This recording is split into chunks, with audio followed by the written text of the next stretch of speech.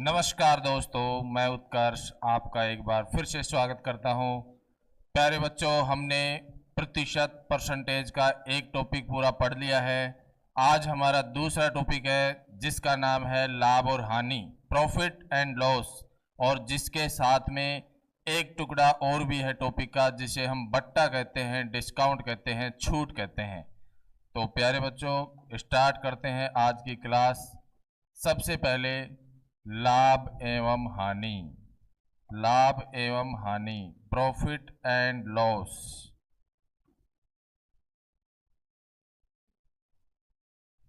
एवं हानि, profit and loss. नाम से ही स्पष्ट है, वस्तुओं को बेचने पर होने वाले लाभ और हानि की चर्चा करेंगे यहाँ पर हम।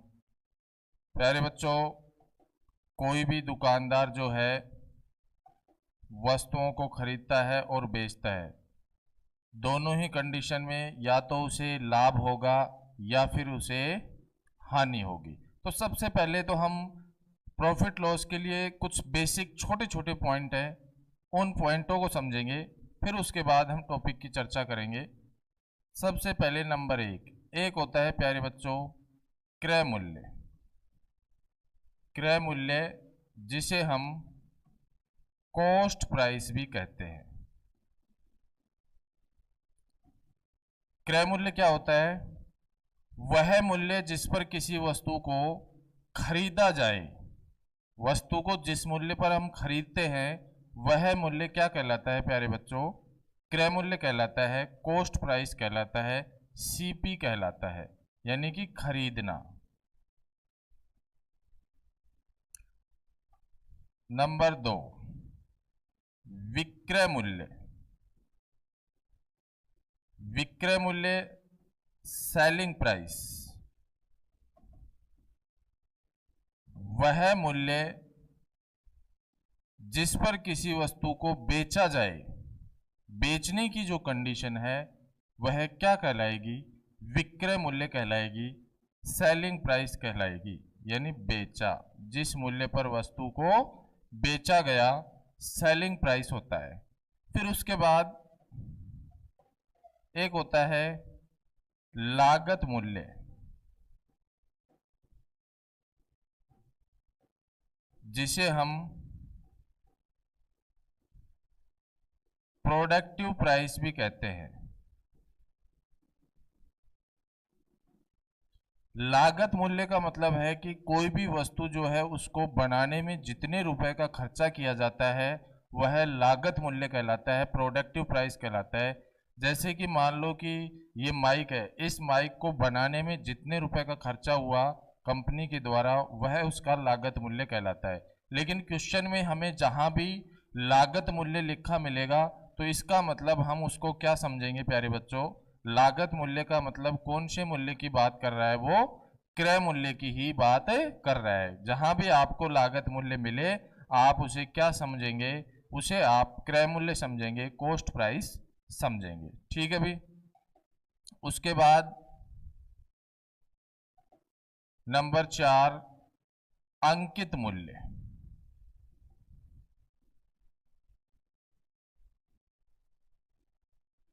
MRP या MP, मैक्सिमम रिटेल प्राइस, अधिकतम खुदरा मूल्य या फिर मार्क प्राइस, दोनों का मतलब एक ही है। अंकित मूल्य क्या होता है?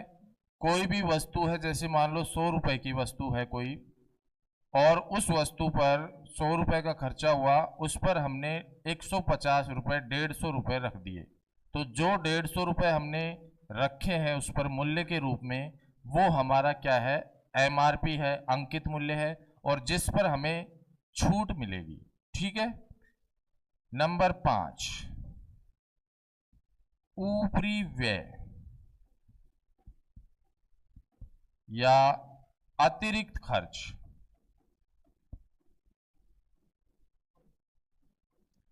Extra expenditure. एक्स्ट्रा एक्सपेंडिचर क्या होता है भी? जैसे मान लो कि आपने कोई पुरानी साइकिल खरीदी 2000 रुपए में, और आपने उस पर 400 रुपये खर्च कर दिए उसकी मरम्मत करवाने में, और 100 रुपये का खर्चा कर दिया परिवहन में, यानी दुकान से या जहाँ से भी आपने खरीदी वहाँ से और अपने घर तक लाने में 100 रुपये का किराया लगा दिया और 400 रुपये मरम्मत करवा दिया आपने। इसका मतलब जो हमने 500 रुपये खर्च कर दिए 2000 के अलावा, वो क्या कहलाता है? वो ऊपरी व्यय कहलाता है या अतिरिक्त खर्च कहलाता है, एक्स्ट्रा एक्सपेंडिचर कहलाता है। और इस ऊपरी व्यय को हम हमेशा ध्यान रखना किस मूल्य में जोड़ेंगे? ऊपरी व्यय को हमेशा कौन से मूल्य में जोड़ना है? क्रय मूल्य में जोड़ना है। कहने का मतलब वो साइकिल आपने 2000 में खरीदी और 500 रुपये जो एक्स्ट्रा खर्च कर दिए उनको आप क्रय मूल्य में जोड़ेंगे तो वो साइकिल आपके लिए 2500 रुपये की हो गई। तो ये होता है हमारा ऊपरी व्यय, अतिरिक्त खर्च। इसके बाद यदि हम बात करें, देखो भी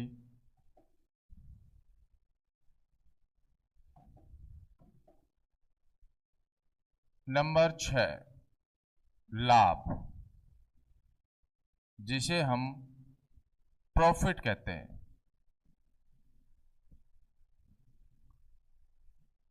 देखो दोस्तों, लाभ कब होगा? जब कोई वस्तु हम कम रुपए में खरीदें और ज्यादा रुपए में बेच दें, यानी कि उसका क्रय मूल्य जो है उसका मान कम हो और विक्रय मूल्य का मान अधिक हो, तो हमें क्या होगा?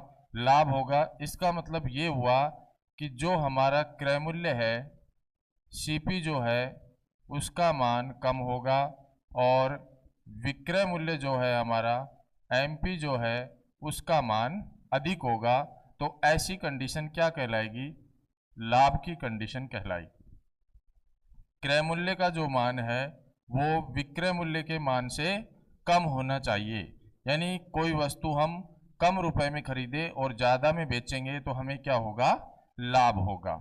उसके बाद यदि हम बात करें हानि, हानि क्या होती है? अभी देखो, हानि जो है लॉस, हानि कब होगी?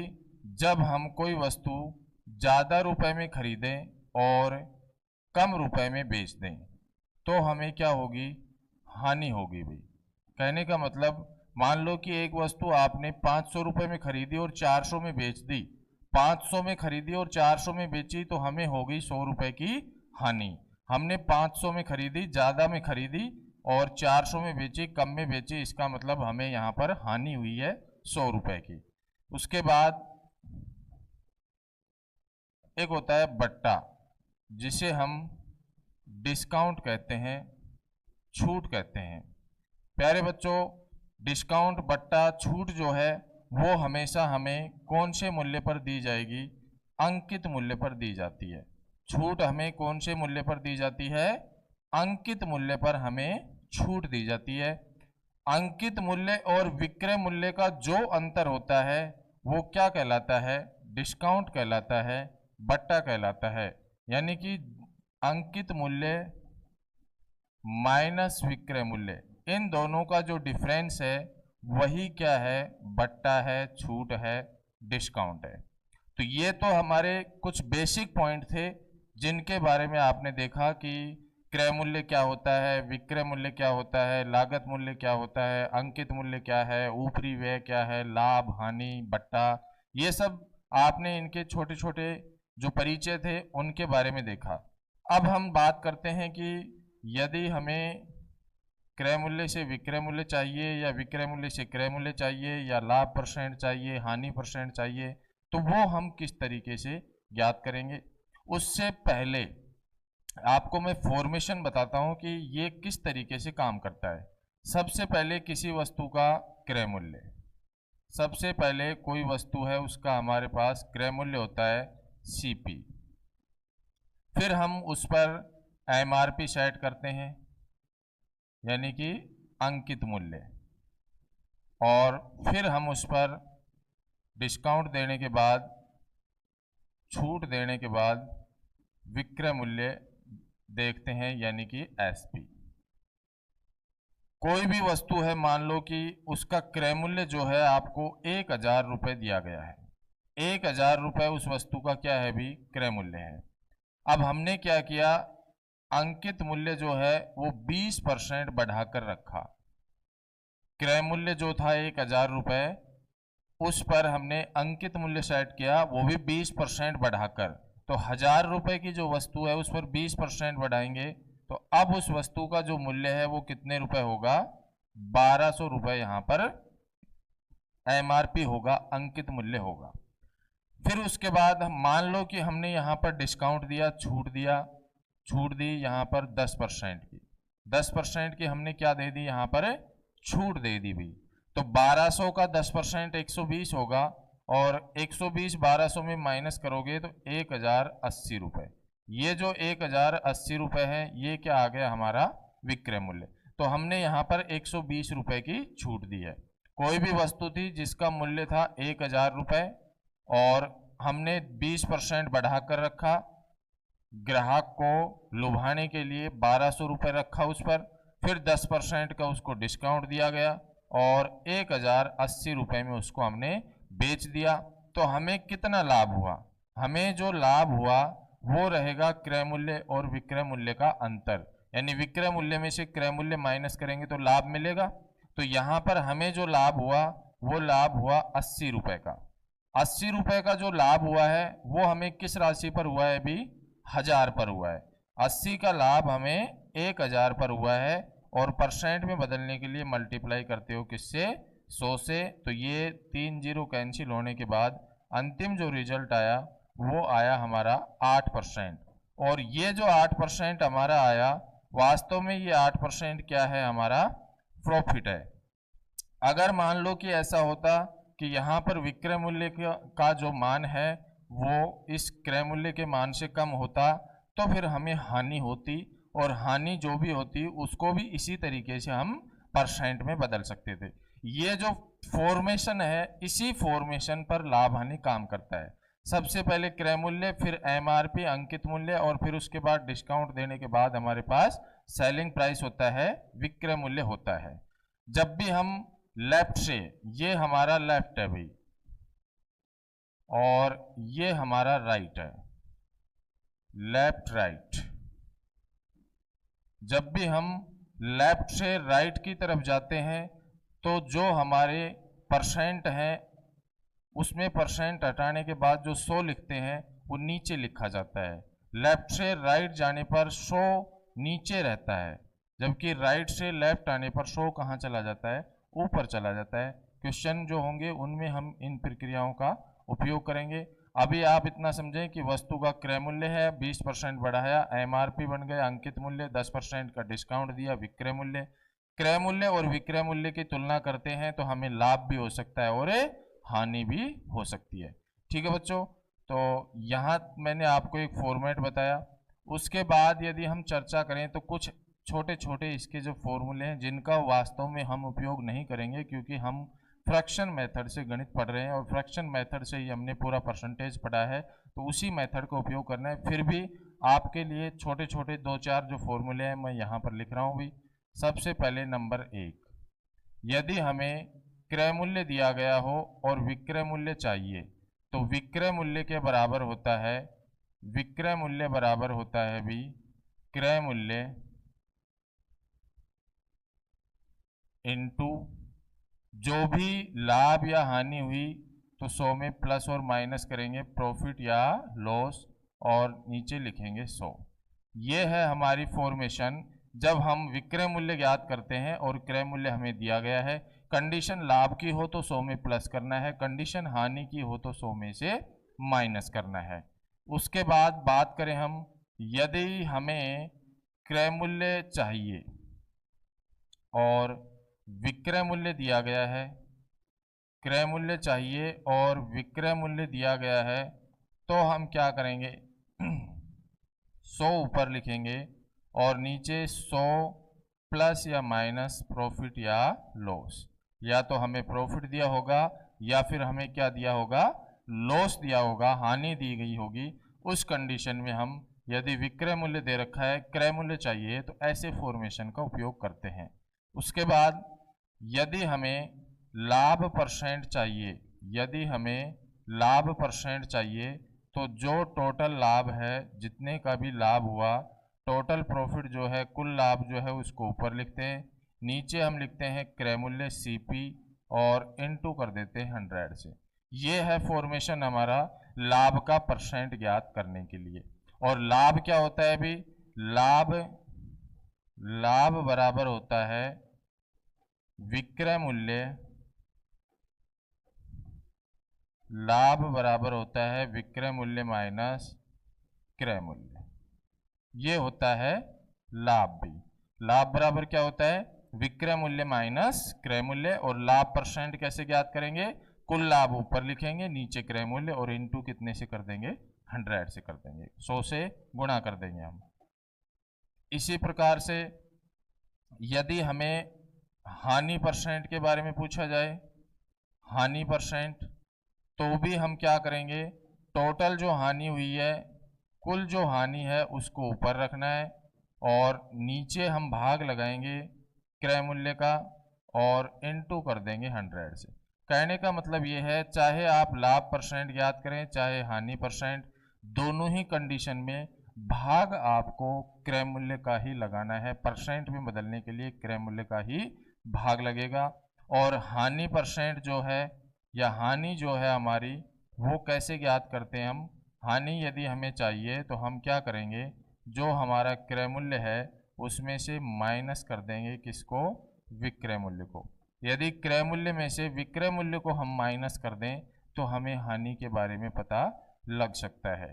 और हानि परसेंट चाहिए तो कुल हानि को हम ऊपर रखेंगे, भाग लगाएंगे क्रय मूल्य का और इनटू कर देंगे, गुणा कर देंगे किससे? 100 से। इस तरीके से आपको कैलकुलेशन करनी है अभी हानि परसेंट के लिए।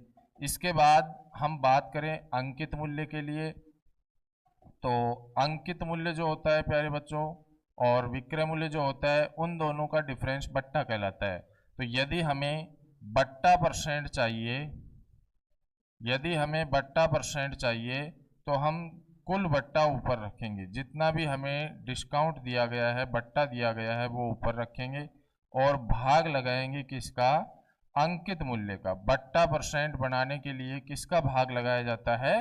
अंकित मूल्य का भाग लगाया जाता है और इनटू कर देंगे हम किससे? 100 से, 100 से। ठीक है भाई। और यदि हमें यहाँ पर बट्टा यदि हमें राशि के रूप में चाहिए तो हम बट्टा कैसे ज्ञात करते हैं? अंकित मूल्य माइनस कर देते हैं इसमें से, अंकित मूल्य में से हम माइनस कर देते हैं विक्रय मूल्य को, तो हमें क्या मिलता है प्यारे बच्चों? हमें मिलता है डिस्काउंट, बट्टा, छूट मिलती है। तो ये कुछ बेसिक पॉइंट थे हमारे, जिन पर हमने यहाँ पर चर्चा की है, जिनसे आप क्वेश्चन का सॉल्यूशन कर सकते हैं। इसके बाद यदि हम चर्चा करें तो हमारे लिए इम्पोर्टेंट जो पॉइंट है वो है हमारा फ्रैक्शन मेथड। फ्रैक्शन मेथड में मैंने आपको बताया था कुछ परसेंटेज, जो आपको टॉपिक पढ़ा है उसमें मैंने आपको बताया कि परसेंट से भिन्न में कैसे बदलना है, भिन्न से परसेंट में कैसे बदलना है, और कुछ मैंने एक टेबल आपको दी थी, उस टेबल को याद करने के लिए कहा था। पूरा परसेंटेज आपने पढ़ लिया तो निश्चित रूप से वो टेबल भी आपको अब तक याद हो गई होगी। उसी टेबल पर हम एक बार चर्चा करते हैं यहाँ पर कि उस टेबल में हमें क्या क्या दिया गया था। देखो भी, आपको बताया था कि 100% जो होता है वो क्या होता है प्यारे बच्चों? 1/1। 50% क्या होता है प्यारे बच्चों? 1/2।